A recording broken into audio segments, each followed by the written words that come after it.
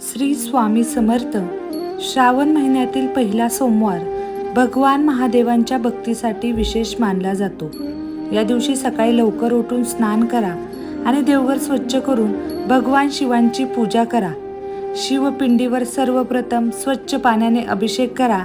त्यानंतर दूध किंवा पंचामृताने अभिषेक करून ओम नमः शिवाय या मंत्राचा जप करा. महादेवांना भस्म अर्पण करा. त्यानंतर स्वच्छ बेलपत्र, अक्षदा आणि फुले सुद्धा अर्पण करा.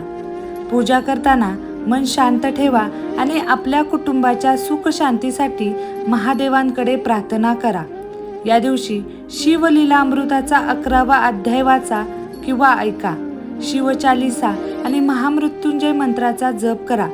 संध्याकाळी पुन्हा दिवा लावून महादेवांची आरती करा आणि मनापासून प्रार्थना करा. हे भोलेनाथ, माझ्या घरावर तुमची कृपा सदैव राहू दे.